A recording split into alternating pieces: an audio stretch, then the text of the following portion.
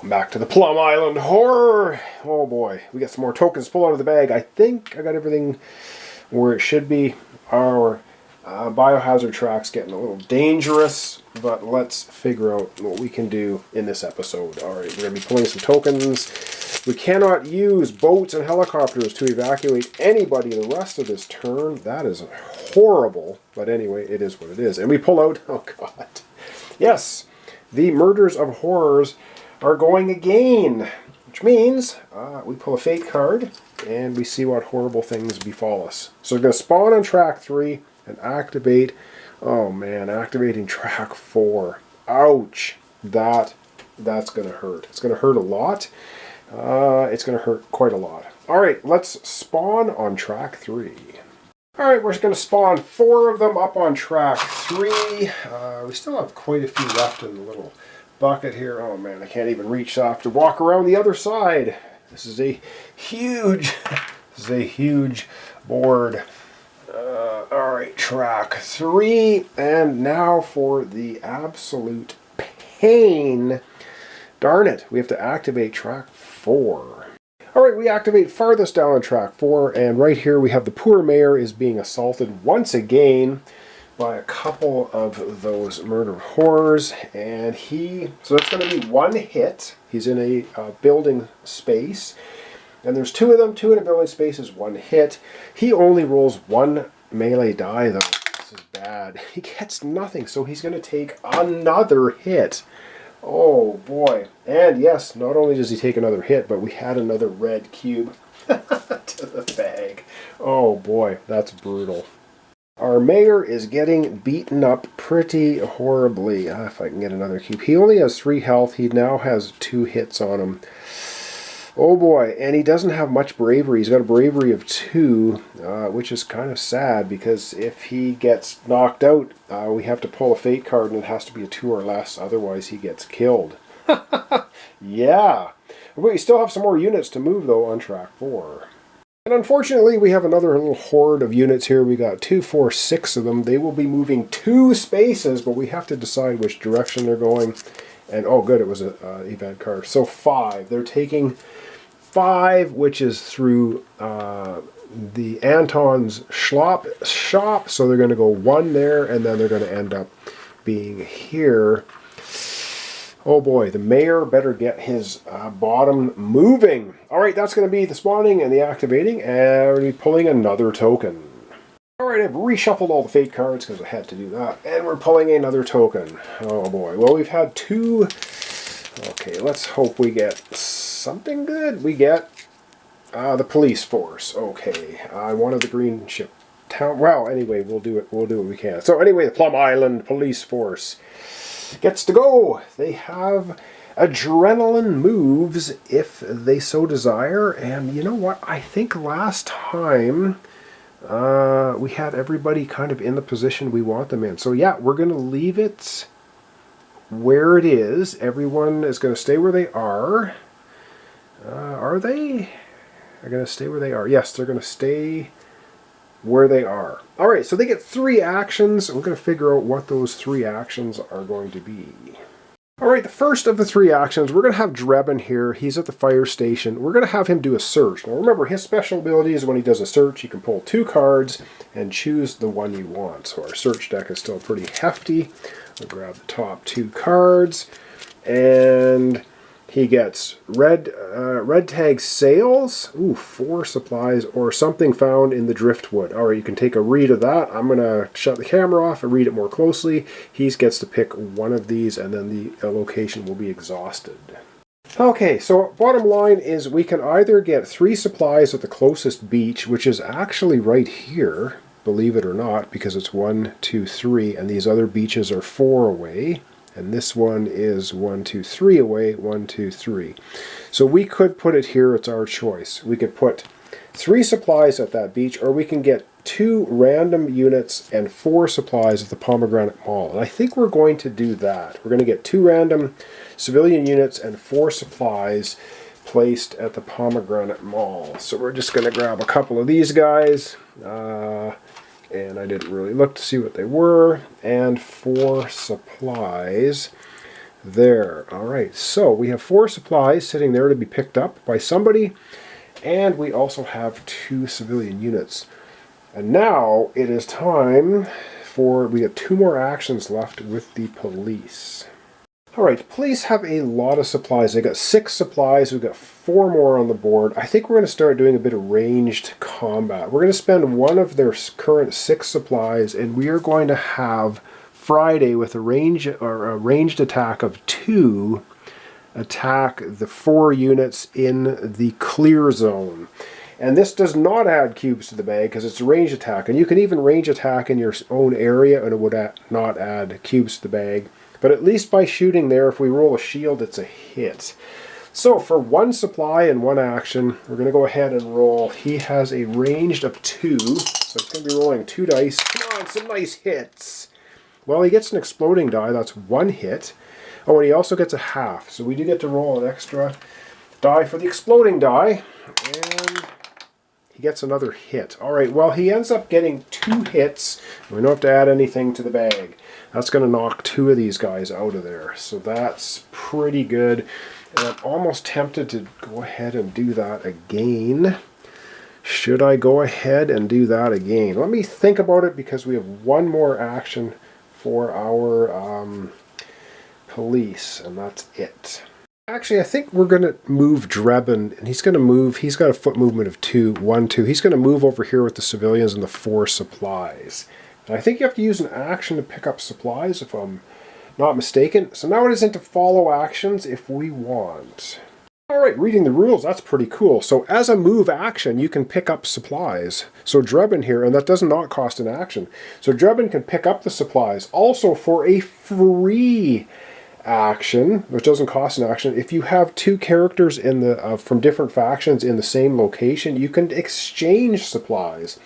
So the police currently have 2, 4, 6, 8. They have 10 supplies. Greenport Township has got 2. So the police are going to give 3 supplies to the township. So now the police have 6 supplies, and the township has got 5 supplies. That's what we want to do. So now they each have enough to not starve in the next round.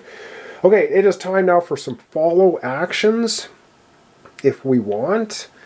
And oh, it's all bad. We are gonna do a couple of follow actions.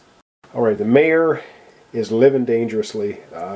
He's living dangerously. He's going to do a move action. Foot movement, he can move 2, 1, 2 to here. And then for this, that was 1 follow action. Oh man, and he's going to get bit. No event. Okay, and for this next action, he's going to take all 4 of these guys and move them over here to the docks, leaving himself exposed to these guys, which, yeah, that's bad. Maybe he can get out of there. I hope. That was another follow action. Oh my god, and we get an event card. Oh, this is gonna hurt. Swirling horrors. Place a +1 marker in the spawn zone of each track. The next time the track activates, each of the hordes add 1 to their normal movement. If there's already a marker on that track, flip it over to +1 marker to its +2 side and add 2 to every horde's unit movement allowance. After applying the marker's effect, discard. Are you freaking kidding me? Oh my god, that is bad. Oh boy, okay, that was really, really bad. Like really bad. So now, whenever a track activates, every murder of horrors in that track gets +1 movement. And at the end of this turn, we're going into the night phase. So some units might be able to move like 4? Yeah, 4. No, +1, so it would be +2. Some units are going to be able to move 5 spaces if they have less than 4. Oh my goodness. All right, it's another token from the bag time. And I really, really, really do not want to see... I want to see Greenport Township. I do not want to see that final token for the bad guys.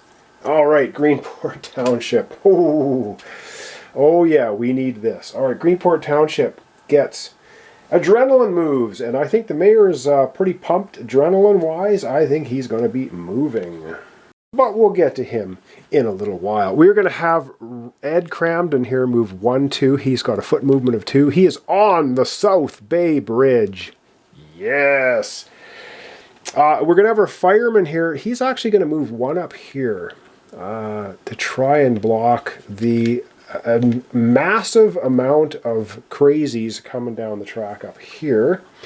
And yes, we are going to move the mayor, absolutely. All right, the mayor can move 2, and he wants to get out of this track. Absolutely wants to get out of here. Oh, oh man, this is getting brutal. He's going to move, where is he going to go? He wants to move 1, 2 to here with our shore patrol. Our medic's going to stay where he is, and we're going to leave Ralph Norton here because we do not want any of these units coming down and compromising our boat area here, even though we can't for the rest of this round use our boat to evacuate anybody. Okay, 3 actions for the township. Let's see what they want to do. All right, first action, we're going to have Ed here use a crowd control. He's going to tell all 4 of these units to get off the bridge and head for safety. So evacuation. Yes, we can use the bridge. We just can't use the helicopters and boats. So we're going to be rescuing a 2, a 1, a 2, and a 3.